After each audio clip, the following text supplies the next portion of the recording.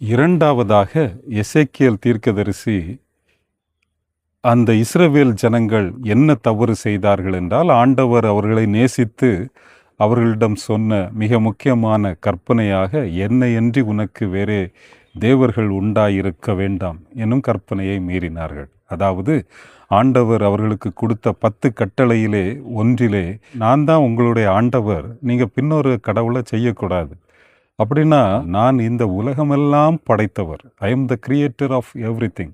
நீங்கள் என்னுடைய சாயலில் உருவங்களை, சிலைகளை உருவாக்கக்கூடாது, சிலை வழிபாடு கூடாது. அதுவும் ஒரு மிகப்பெரிய பாவம், அழிவு வருவதற்கு காரணம் என்று எசேக்கியேல் தீர்க்கதரிசி சொல்லுகிறார்.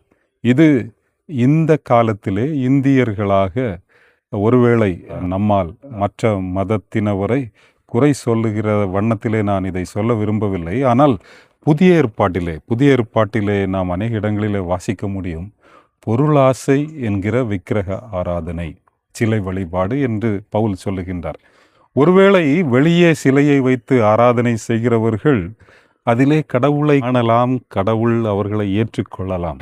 ஆனால் இதயத்திலே ஒருவேளை நான் சிலை வைத்திருந்தேன் என்றால் அது மிக மோசமான ஒரு காரியம்.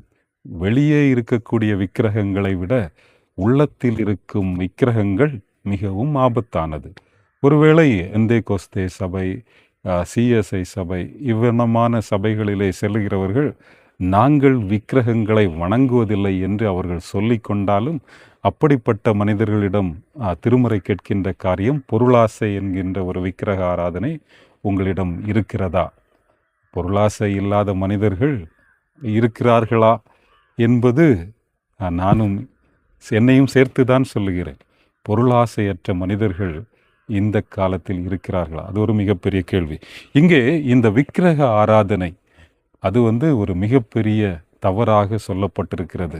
உலகமெல்லாம் படைத்து எதற்கும் உட்படாத ஆண்டவர், காலங்களை கடந்தவர், எனவேதான் அவர் கடவுள். அனைத்தையும் ஆண்டு நடத்துகிறவர், அவர்தான் ஆண்டவர்.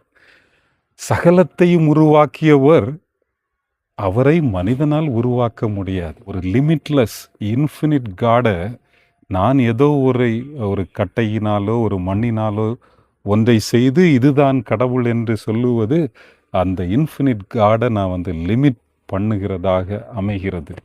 தமிழிலே பழைய புலவர்கள் கூட சொல்லி இருக்கிறார்கள், உள்ளம் பெரும் கோயில் ஊனுடம்பு ஆலயம், வள்ளல் பிரானார்க்கு வாய் கோபுர வாசல், தெள்ள தெளிந்தார்க்கு சீவன் சிவலிங்கம், ஜீவன் சிவலிங்கம், கள்ள புலனைந்தும் காளாமணி விளக்கே. உள்ளம் பெரும் கோயில், உள்ளம்தான் ஆண்டவர் தங்குகிற கோயில். ஊனுடம்பு, இந்த உடல் முழுவதும் அவர் தங்குகின்ற ஆலயம். பைபிளும் அதுதான் சொல்லுது, நீங்களே அவருடைய ஆலயம். ஆண்டவரைக்கு கோயில் கட்ட வேண்டிய அவசியமில்லை, ஆண்டவரை சிலையாக வடிக்க வேண்டிய அவசியமில்லை. இது அவர் கட்டின ஆலயம். இங்கே அவருக்கு நாம் இடம் கொடுக்கிறோமா? அவரால் உருவாக்கப்பட்ட நம்முடைய உடல், it is imitating the universe. அது பல சமயத்தாராலும் ஏற்றுக்கொள்ளப்பட்ட ஒரு காரியம். அந்த உலகம் அனைத்தையும் படைத்த ஆண்டவர் அதனுடைய ஒரு சிறு அவயமாக, ஒரு சிறு அங்கமாக இருக்கின்ற இந்த உடலிலே அவர் தங்க ஆவலாயிருக்கிறார். இதை தமிழ் அறிஞர்கள், புலவர்கள், அவர்கள் அனைத்தையும் ஆய்ந்து கண்டுகொண்ட மிகப்பெரிய பொக்கிஷமாக நமக்கு விட்டு சென்றது, உள்ளம் பெரும் கோயில் ஊனுடம்பு ஆலயம், வள்ளல் பிரானார்க்கு வாய் கோபுர வாசல், தெள்ள தெளிந்தார்க்கு ஜீவன் சிவலிங்கம், கள்ள புலனைந்தும் காளாமணி விளக்கே. நம்முடைய ஐம்புலன்கள், கள்ள புலன், இதை அனைத்தும் ஆண்டவருடைய ஒரு வெளிச்சம், பரிசுத்த ஆவி நம்மை பாதுகாக்க வேண்டும் என்று தான் அந்த வரிகள் சொல்லுகின்றன என்று நான் நம்புகின்றேன்.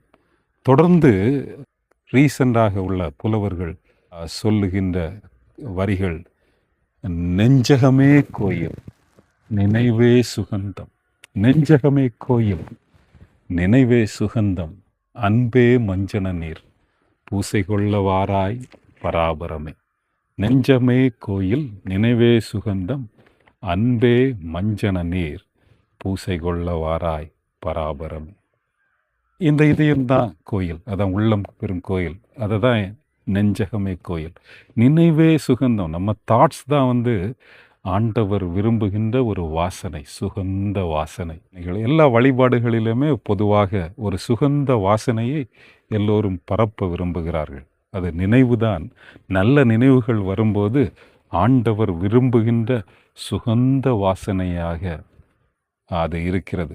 இந்த பாடலை எழுதின புலவர் அதற்கு முன்பு சொல்லுகின்றார், கோயில் முழுவதும் கண்டேன், உயர் கோபுரம் ஏறியும் கண்டேன், தேவாதி தேவனை நான் எங்கும் கண்டிலனே.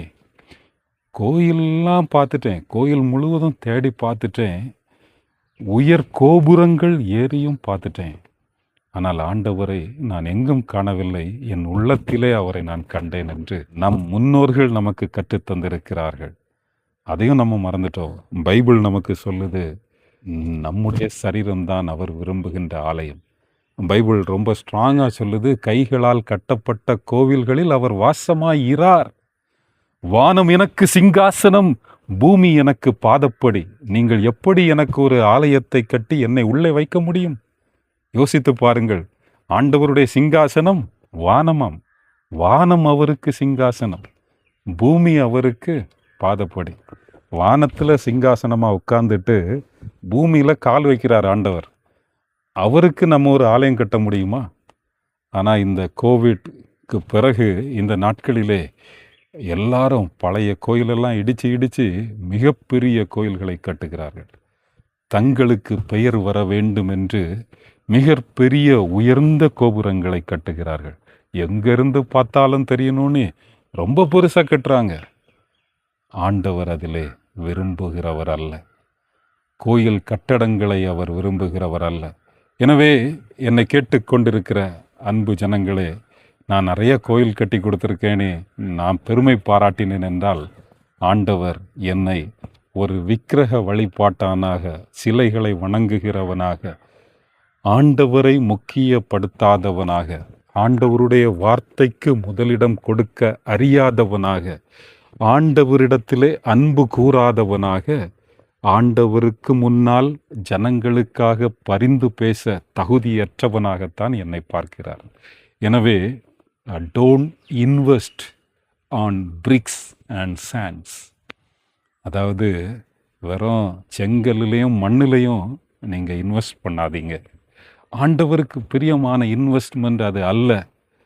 அது லயபிலிட்டி, அது நல்ல அசட் கிடையாது. இட்டர்னல் அசட் அது என்னது? Invest on soul. ஏழைகளுக்கு இறங்குங்கள். இந்த திருமறையின் காலத்திலே, முக்கியமாக புதிய ஏற்பாட்டின் காலத்திலே எங்குமே கோயிலுக்கு, அதாவது சபைகள் கட்டப்படவில்லை. இல்லத்திலே தான் ஆராதித்தார்கள். சிறு சிறு குழுக்களாக ஆராதித்தார்கள். ஆதி திருச்சபை எங்குமே பெரிய தேவாலயங்கள் கட்டப்படவில்லை. ஆனால் இன்று எல்லாருடைய லட்சியம், ஊழியத்துக்கு போனாலே அவர்களுடைய லட்சியம் என்ன? மிகப்பெரிய ஆலயங்களை, மிகப்பெரிய கட்டடங்களை கட்ட வேண்டும், அதில்தான் ஆண்டவர் மகிமைப்படுகிறார் என்று சொல்லி தங்களை மகிமைப்படுத்தி கொள்ளுகிறார்கள். எவ்வளவு கேடான பாவம் இது! ஆண்டவரின் கோபத்தை வேகமாக இந்த உலகத்திற்கு இழுக்கின்ற மனிதர்களாக இவர்கள் மாறிக்கொண்டிருக்கிறார்கள். இப்படிப்பட்ட மனிதர்களுக்கு காணிக்கை கொடுப்பதினால் ஒரு பிரயோஜனமும் இல்லை என்பதை மறந்து விடாதீர்கள். மிகப்பெரிய கூடாரங்கள், மிகப்பெரிய கோபுரங்கள், இவையெல்லாம் ஆண்டவருக்கு பிரியமானவை அல்ல. இதை குறித்து நாம் ஜாக்கிரதையாக இருப்போம். நீங்களே அந்த ஆலயம். அதிலே அவர் வாசமாயிருக்க உங்களை தாழ்த்தி அவர் பாதத்திலே அர்ப்பணியுங்கள். அவர் கரத்திலிருந்து மீட்பை பெற்றுக்கொள்ளுங்கள். நன்றி.